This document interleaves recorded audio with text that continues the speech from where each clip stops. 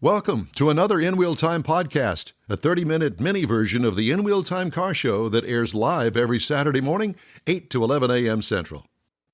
Autoshield.com. This is your favorite go-to spot in podcasting and live streaming. Woo-hoo. It's the In Wheel Time Car Talk Show. A special feature on racetracks coming up, along with Richard Tomlin from Apex Auto Works, SCCA, and a racer himself. You bet. Mr. Mars has This Week in Auto History, and we'll get you caught up on stories making automotive news headlines. Today's program is sponsored by Mecum Auctions Houston, April 4th through the 6th at NRG Center. Howdy, along with Mike Out of This World Mars. We always need more Jeff Zekin. Our chief engineer, David Ainsley, is taking a break today. All right, good for I'm David. Don Armstrong. Glad that you could make it along with us on this Saturday live version of our show. By the way, if you're listening in a podcast, our live version airs, generally speaking, every Saturday, 8 to 11. Last weekend, we postponed it by an hour so we could grab hold of the entire peoples that were coming into the Corvette Chevy Expo down in Galveston. And we walked the show after the program. Yeah, we stumbled the show afterwards because we had a little cocktail. Well, we did, but we ran into some very interesting hot rodders and builders and owners and families and husband and wife teams and all that good stuff. Yeah, it was good. It was. Yeah, enjoyed it. So I ran across a story that I wanted to read. It's a little lengthy, but I think that you'll appreciate it. This is off of Haggerty.com/media. Written by Aaron Robinson. And the title of the story is When We Lose a Racetrack, Everyone Loses. It starts off with Los Angeles is a town with a well-earned reputation for a short attention span. You're only as good as your last 90 minutes, goes the old saying in the movie business. And the hook is always waiting to yank off stage anything or anyone who isn't killing it. That rule applies to racetracks, too. The Los Angeles Motor Dome, a board track erected in 1910, lasted just 3 years. And Beverly Hills Speedway, which opened in 1920, only 4 years until the real estate developers got it. Riverside Raceway, that we all remember, managed an unforgettable 32-year run before it was plowed under to make way for a shopping mall. Perhaps the ghost of Ken Miles still haunts the place. After years of decline, the mall boasts hundreds of thousands of vacant square feet today. Given the long odds, Auto Club Speedway, a.k.a. California Speedway, did pretty well 26 years from the day the 2-mile D-shaped banked oval opened to host 240-mile-an-hour IndyCar laps to the day the wrecking ball arrived. Drone video surfaced in November of chomping excavators tearing away grandstands. Kind of reminds you of the racetrack here in Texas, not too far from here. Drone video surfaced, as I mentioned, chomping excavators. In posterity, it joins the Indianapolis of the West, the short-lived Ontario Speedway, 10 years, ending in 1980, which was just up the freeway. Its land now hosts a CarMax, a Benihana, and an El Torito, among its other pearls of suburban banality. Auto Club's demise leaves a metro area of nearly 13 million people with only one circular track within its environs. Irwindale Speedway, a strictly amateur venue, which somehow has dodged decade-old plans to convert it into a mall, likely because the mall business, thanks to Amazon, etc., is in worse shape than the racing business. Vows by NASCAR to eventually replace Auto Club with a half-mile oval on what remains of acreage that has mostly been sold off to a developer intent on building logistics warehouses for Amazon, etc., have no firm timetable. Kind of like our Baytown drag strip. Yeah. It's a sad fact that in places, racing struggles to pay the bills for the increasingly expensive land that it occupies, and the forces of redevelopment never sleep. To the north, Monterey County, the deed holder of Laguna Seca, was in December sued by locals aiming to curtail or eliminate the famed track. You can shout until you're blue in the face that the circuit, opened in 1957, predates all the surrounding McMansions. But those people don't care who is first. They really don't. They have money and lawyers, and they are game to try their luck in court. It's a challenge that racetracks share with local municipal airports. The airport where This writer kept his Cessna as a former U.S. Army Air Corps training base in 1939 is when it was built, now under attack from a small but vocal clique of residents who wish it gone. They've already tasted blood in nearby Santa Monica, where an airfield opened in 1923 and supplied thousands of Douglas aircraft during World War II is set to close in 2028 so that developers can dine on its bones. Once upon a lifetime, a bolder America accepted and even celebrated these facilities as proof that the world's greatest economy produced vital and thrilling pursuits that enriched our lives and supplied a creative outlet to our energy and industry. Now a more flaccid nation that prefers to sit at home streaming and shopping foreign-made junk online sees nothing in these venues but noise, pollution, and risk. They are unwittingly being stoked by gimlet-eyed developers who are salivating over the land and willing to fund legal teams and sympathetic council candidates. Replacing a track or an airport with warehouses or 20 to 30 high-density housing units per acre will line the pockets of developers, but it won't do much for noise and pollution in the community. Everyone is bound to be disappointed, except the developers, of course. Yeah. But the relentless demand for more housing drives cities to flatten anything in their path that appeals only to a minority. And like it or not, we are a minority. Unless we fight, unless we write letters and go to council meetings and support candidates who believe there should be recreational room for everyone, we'll end up like the misfits in medieval times, hounded out the city gates and banished to the countryside so that we can continue enjoying activities that were once popular in an earlier, more energetic age, at least until the city inevitably sprawls in our direction. Thought that was a pretty good article. Yeah. The article, again, When We Lose a Racetrack, Everyone Loses, by Aaron Robinson at Haggerty.com. And it seems that we're losing more and more.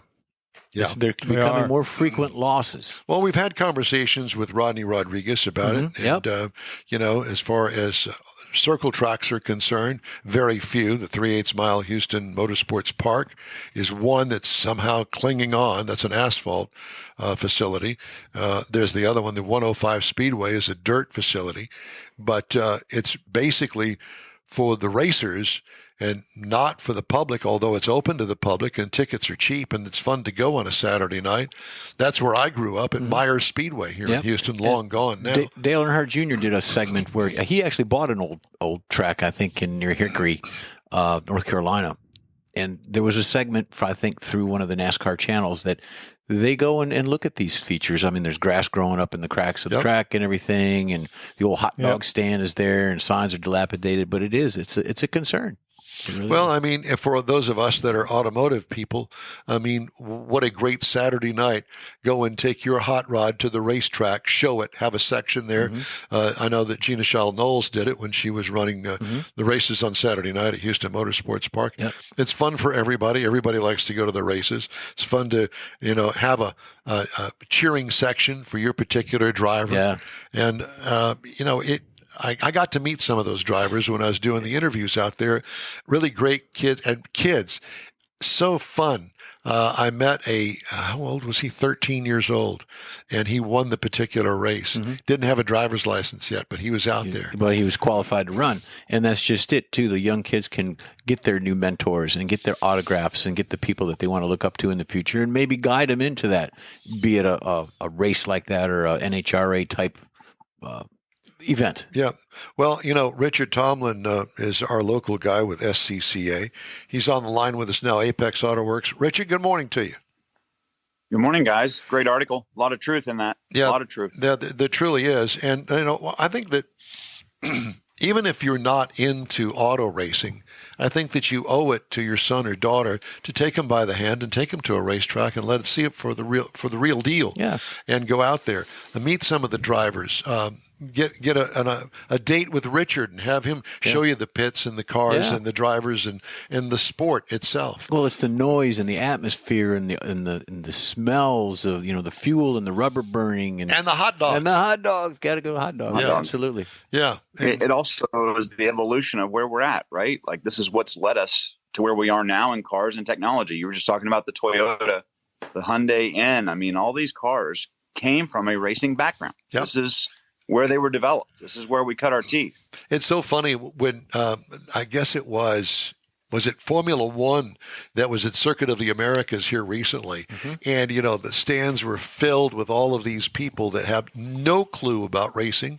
They didn't know what they were looking at, but they were there for all the glitz and the glamour and their sweets and all of that sort of stuff. But, don't get me wrong, I appreciate all of that, but I also like to get down in the pits. I like to sit in the stands. I like to wave my checkered flag that I've got with me that I bought at the souvenir stand and see who wins the race. Or you've got that jersey that you just had that driver autograph. Yeah. And you're wearing that. You're strutting around. Yeah. You bet. It's a fun day. I know that we had IndyCar here, whether it was either in the streets of downtown Houston or the built-up circuit that they had out there by the Dome and NRG Stadium. That was a fun time, and I really enjoyed it. And I took my daughters there. Yep. I've drug them to every race that I could imagine. So they have an appreciation for it. And I'm sure that you grew up the same way, Richard. I mean, somebody that you knew was into auto racing and took you by the hand and said, here, come look at this. I can remember 7, 8 years old checking tire pressures in the staging lanes. I mean, that's just it's how it was. You were part of the team. That's what you did. Yep. Showed up, did your work. Yeah. And that's where it starts. It's where you learn. Yeah. And I've had the pleasure of teaching a young man the last week about tire pressures. Like, how did you learn all this? It's like it's just years of doing the same thing over and over and over. Learn from somebody else, just like you're trying to teach him. Yeah. Yep. Got to pass it on. Nobody else is going to, it seems. So what's going on down there at Apex Auto Works, my friend? For me, it's a lot of Mecum prep. We just finished a big crash. Mecum prep, right? Oh, prep. I thought you said the other word. Yeah. Now, Mecum. The gold Cutlass will be at Mecum on Thursday. It's a 63 Cutlass F85. Oh, my. So a little bitty aluminum. Yeah, it's a 215 aluminum engine. There you go. Yeah, the aluminum block weighs 60 pounds. Aluminum block, aluminum head, 4-lug Chevrolet. Oh, I burned one of them up. Did you? Yeah, when I was 16, I went through one of them like crazy. Yeah, it's a super, super clean car. I want to say it's got 60,000 miles on it. Been stored in the guy's garage for a while, so now we're just getting it all put back together, and it's going to go away. He's decided he's not going to do anything with it, so we'll have that one there Thursday, and then we've got a 64 Nova we're working on, waiting on some wheels and a little bit of paint correction on that, and it will be at the auction on Saturday. Oh, wow. So, yeah. And this weekend, of course, for us is just a ton of racing. We Lemons going on in NOLA right now. So New Orleans has got a 24-hour Lemons race. Are you going 9-hour down race there? today, 8-hour tomorrow. Do what? Oh, this weekend. Okay. He would have never been mind. there already, yeah. Yeah, my bad. Yeah, this weekend. No, we've got about 30 cars, I would say, that are there that we know or have built here. And then you've got SCCA going on this weekend up at Eagles Canyon in Denton. And to top that off with NASCAR running at COTA. Yeah. And then we've got the Texas Mile going right now. So we had 4 places to be this weekend and decided, you know what? We're not going to any of them. We're going to stay here and man the phones. Because somebody will be unhappy. Too much driving to get to all of them. Yeah, because it's a long way up the Eagle Canyon. Or NOLA. Yeah, it's a drive there. New Orleans, there's just no good way to get there, as we all know. COTA and Texas Mile, pretty simple and close together, but it was going to be a 3-day trip, and I decided we weren't doing it. So got all the cars done, sent them off on their way. Drivers are happy. Teams are happy. At this moment, everybody is still running. So we're in a good spot. Good. Richard, let me ask you, going back to the article we were talking about with the racetracks, most of your racing, where you take your cars, they're more like road races, aren't they? Correct. A lot of road racing. Do you see we still that? go and attend the oval track, but most of ours is road racing, which goes through the same stuff. That's what Texas World Speedway went through. Was a growing, Bryan College Station area. Yep. There was just no land left, and the land was worth more than what the racetrack was generating. What was what was that, a 1.5-mile track? No, that's 2.9 on the actual road course. No, not the road oval, course. I think, I'm talking about the oval. Yeah, I don't know the oval I think specs. it was 1.5. The only See, I never ran the oval spec. I would know. Yeah. Wikipedia. Well, the only problem for a spectator at road courses, generally speaking, and particularly out there at Bryan College Station, was that the road course went out of the infield and into an area that you couldn't even begin to see over on the backstretch over there. Right. And that's where all the action was. Great They had for the drivers. bad wrecks over there and stuff, but you couldn't see it. Yeah. Great for the drivers, bad for the spectators. And that's a thing that road racing is often faced, is, being able to actually watch it. But the technology of cameras, the GPS telemetry, the tracking of the cars, as you're seeing in F1 and IMSA, Le Mans, all have it now. It's come a long ways. Even at Pikes Peak this year, we'll have telemetry of all the cars as they're going up the mountain that will be shown to spectators. So you'll be able to keep up real time with what's going on, what people's corner speeds are, what their top speeds are, what section of the course that they're in. And this technology, to me, has the opportunity to bring back life to what we're seeing. We're so overloaded with information, we go to watch a race and people just want more. It sucks that they'll be sitting there looking at their phone, but it gives them the opportunity to keep them involved in this sport that we love so much. Yeah, at least they're looking, even if it's at their phone. Yep. They'll be there at the sites doing fun things. I want to say that COTA event for F1 you were talking about, it was October of last year. 455,000 fans is what showed up. And a lot of people attribute that to the Netflix show Drive to Survive, which I think is season 6, season 7 now. But F1 is seeing 100% growth year over year with viewership. Like you were saying, a lot of people who didn't know what it was until the fanfare showed up with a couple cameras to record some of the stuff that goes on. And now people are getting involved again. So it's a trickle-down theory for us in road race. If F1 is growing, then the motorsports section of road racing will grow. Give it a little time. Well, I have to tell you that I passively am a fan of Formula One. I'm more of a fan of IndyCar. And I know that I have been to Indianapolis a couple of times, and that is a week-long event in Indianapolis. And I would encourage anybody, if you've never been, even if you like, IndyCar or not, that is an event of a lifetime to go to the Indy 500 and all of the events that lead up to it. Yeah, there's a reason it's been around 100 years, right? I mean, it's just like Pikes Peak, same thing. The races that have been around the longest, they know how to put on a show. They get everybody involved. Everybody gets up close, gets to touch and feel things, and you're a part of it. When you're involved, you enjoy it. When you're sitting back just spectating, it's not the same. What's going on in your shop out there? Besides getting ready for Mecum, you say that you've already got all those cars finished. I mean, do you have any big, long hot rod projects you're working on?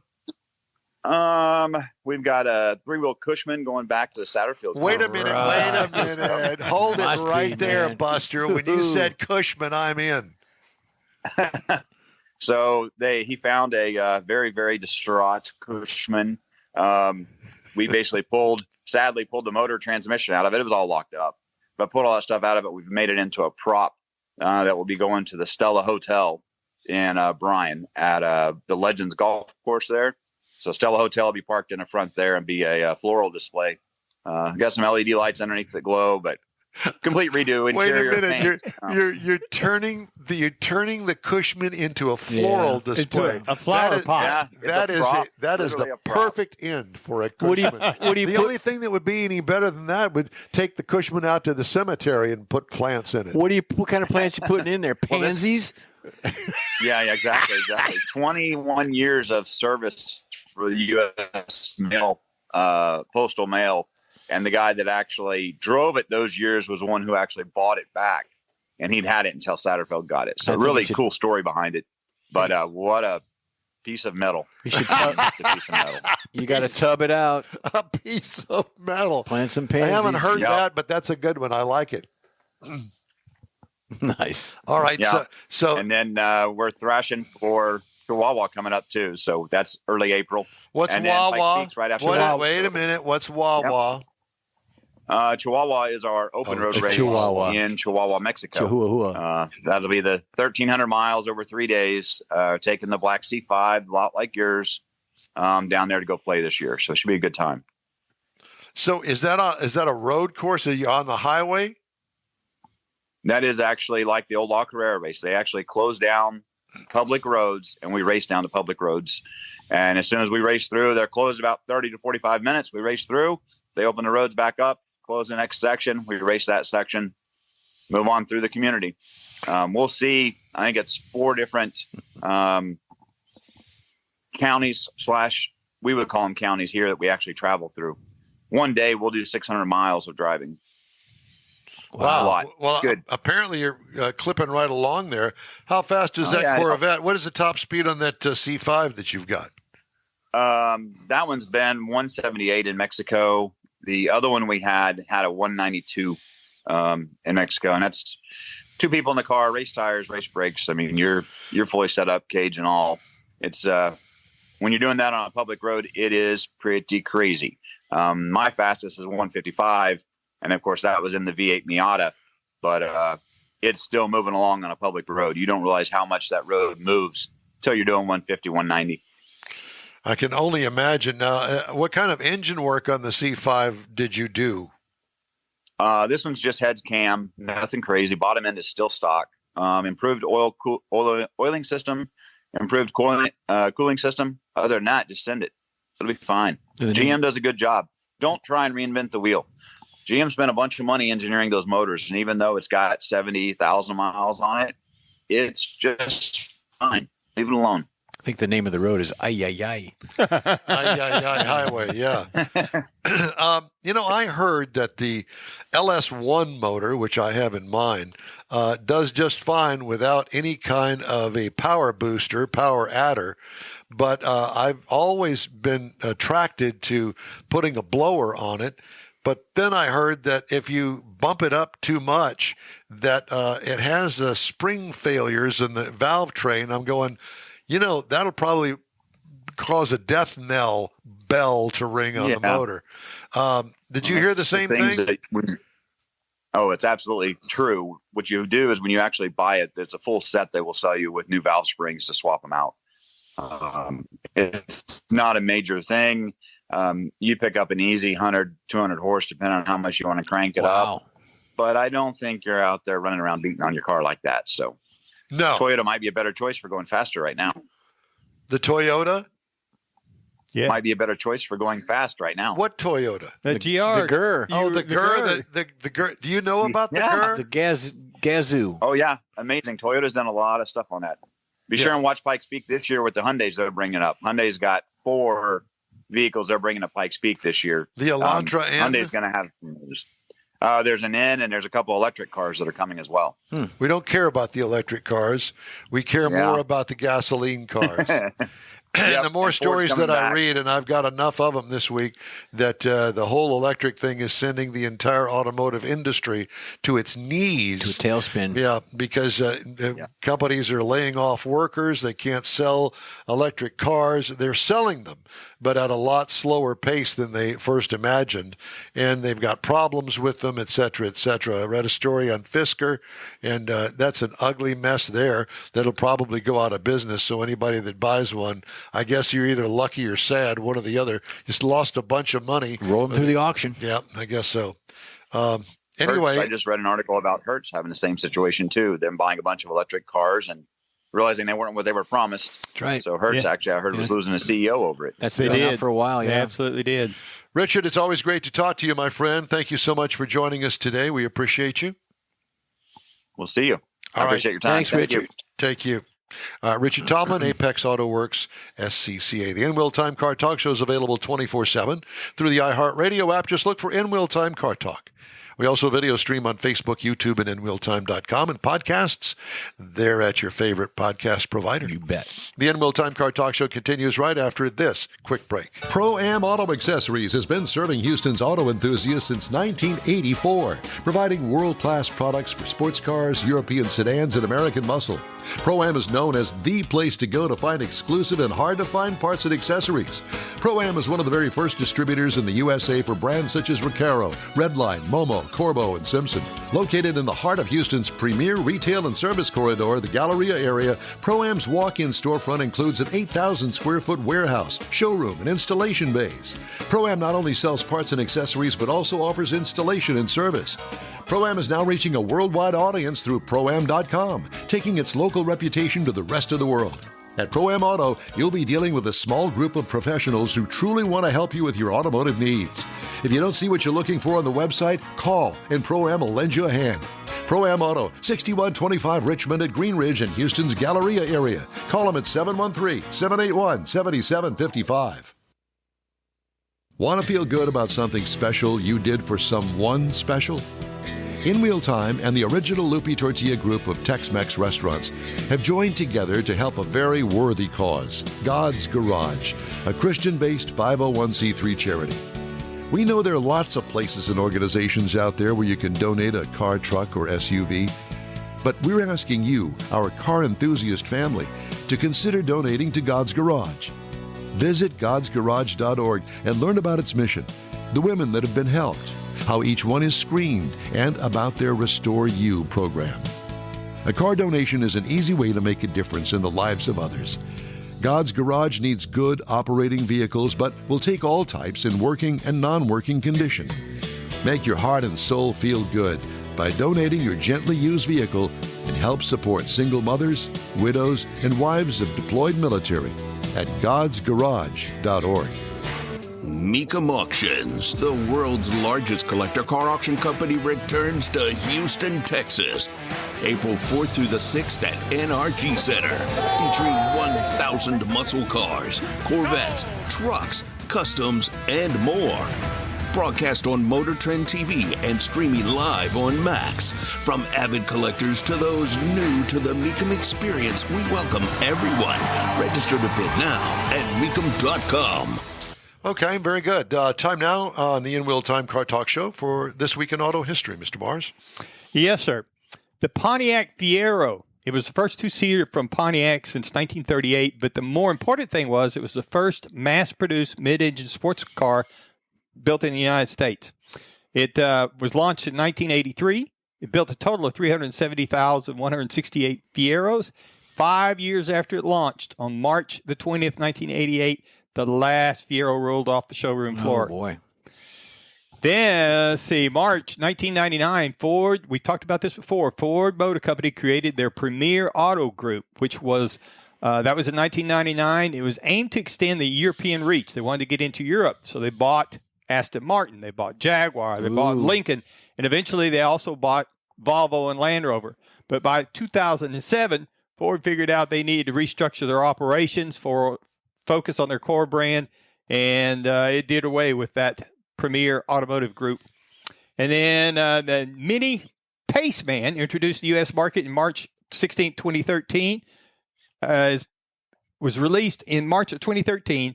It garnered a lot of positive reviews. People loved the car. The consumers liked it. They bought it.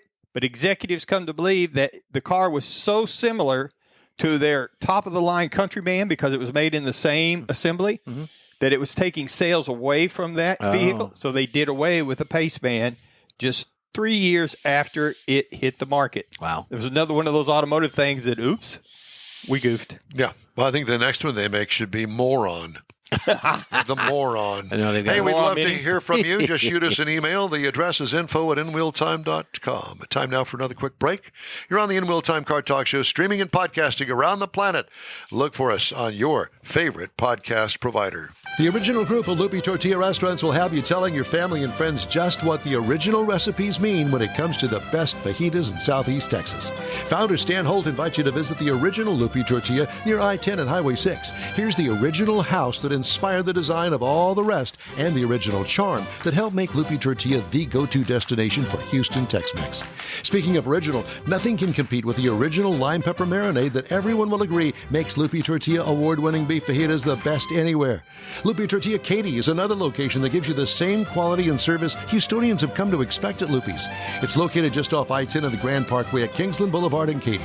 Find yourself in Aggieland? Head to the Lupe Tortilla in College Station, located just around the corner from Kyle Field. It's a great place to enjoy those famous frozen margaritas before or after the game. Headed east to Louisiana, stop in at the Lupe Tortilla in Beaumont. It too's on I-10. You can't miss it. The original group of Lupe Tortilla restaurants invites you in for the best Tex-Mex anywhere. You own a car you love. Well, why not let Gulf Coast Auto Shield protect it? Houstonian John Gray invites you to his state-of-the-art facility to introduce you to his specialist team of auto enthusiasts. We promise you'll be impressed. Whether you're looking to massage your original paint to a like-new appearance, apply a ceramic coating, install a paint protection film, nano-ceramic window tint, or new windshield protection called ExoShield, Gulf Coast Auto Shield is where Houston's car people go. Curbed your wheels? Instead of buying new, why not have them repaired? How about a professionally installed radar detector? Gulf Coast Auto Shield does that too.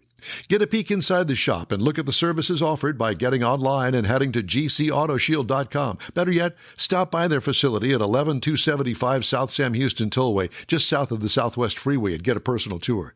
Gulf Coast Auto Shield is your place to go for all things exterior. Call them today, 832-930-5655 or gcautoshield.com. That's it for this podcast episode of the In Wheel Time Car Show. I'm Don Armstrong, inviting you to join us for our live show every Saturday morning, 8 to 11 a.m. Central on Facebook, YouTube, Twitch, and our InWheelTime.com website. Podcasts are available on Apple Podcasts, Spotify, Stitcher, iHeart Podcast, Podcast Addict, TuneIn, Pandora, and Amazon Music. Keep listening, and we'll see you soon.